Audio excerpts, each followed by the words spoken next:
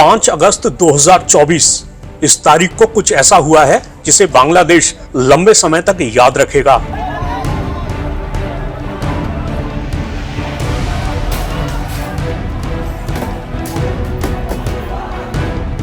ये वही तारीख है जब भारी प्रोटेस्ट के आगे शेख हसीना की ताकत कम पड़ गई। ये वही तारीख है जब बांग्लादेश के सेना प्रमुख ने ऐलान किया कि शेख हसीना ने प्रधानमंत्री पद से इस्तीफा दे दिया है और अब अंतरिम सरकार देश चलाएगी। भारी उथल पुथल के बीच 5 अगस्त को ही खबर आई कि शेख हसीना सुरक्षित जगह जाने के लिए निकल गईं। उधर शेख हसीना के आवास पर जमकर बवाल देखने को मिला। वहां प्रदर्शनकारियों ने धावा बोल दिया।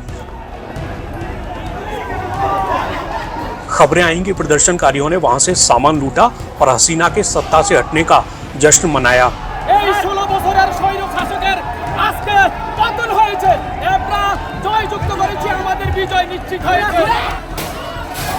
इतना ही नहीं, शेख हसीना के पिता शेख मुजीबुर रहमान की मूर्ति को नुकसान पहुंचाने की तस्वीरें भी सामने आईं।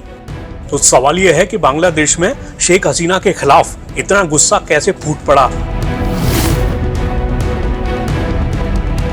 बांग्लादेश में कुछ दिनों पहले मुख्य विवाद उस प्रावधान को लेकर भड़का था जिसके तहत 1971 में बांग्लादेश के मुक्ति संग्राम में हिस्सा लेने वाले लड़ाकों के संबंधियों को सरकारी नौकरियों में 30% आरक्षण देने का प्रावधान किया गया था।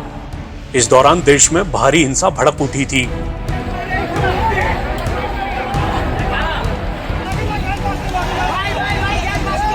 न्यूज एजेंसी एपी के मुताबिक इसके बाद सुप्रीम कोर्ट ने फैसला सुनाया कि युद्ध नायकों से जुड़ा कोटा घटाकर 5% किया जाना चाहिए और 93% नौकरियां मेरिट के आधार पर आवंटित की जानी चाहिए। फैसले में बाकी 2% आरक्षण का प्रावधान जातीय अल्पसंख्यकों और ट्रांसजेंडर और विकलांग लोगों के लिए किया गया। सरकार ने सुप्रीम कोर्ट के फैसले को स्वीकार भी कर लिया, लेकिन प्रदर्शनकारियों ने हिंसा के लिए जवाबदेही की मांग जारी रखी, जिसके लिए उन्होंने सरकार के बल प्रयोग को जिम्मेदार बताया।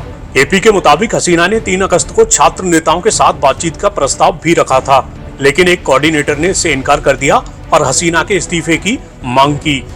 इस बीच 4 अगस्त को बांग्लादेश में फिर से बड़े पैमाने पर हिंसा हुई, जब सत्ता विरोधी प्रदर्शनकारी असहयोग कार्यक्रम में हिस्सा लेने पहुंचे।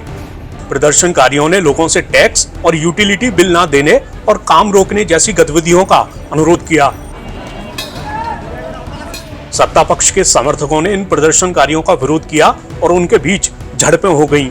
स्थानीय मीडिया रिपोर्ट्स के मुताबिक 4 अगस्त को भड़की हिंसा में 10 से ज्यादा पुलिसकर्मियों समेत करीब 100 लोगों की मौत हो गई। इससे कुछ दिन पहले हुई हिंसा में 200 से ज्यादा लोगों की जान चली गई थी। 5 अगस्त को भी बांग्लादेश में हिंसा हुई जब प्रदर्शनकारी लॉन्ग मार्च टू ढाका के लिए जुटे। इस दौरान भी लोगों की जान जाने की खबरें सामने आईं।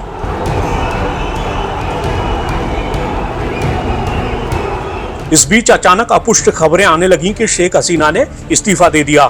फिर सेना प्रमुख मीडिया के सामने आए और उन्होंने हसीना के इस्तीफे की पुष्टि करते हुए कहा कि अब अंतरिम सरकार देश चलाएगी। उन्होंने ये भी कहा कि उन्होंने राजनीतिक नेताओं से मुलाकात की और उन्हें बताया कि सेना कानून व्यवस्था की जिम्मेदारी संभालेगी।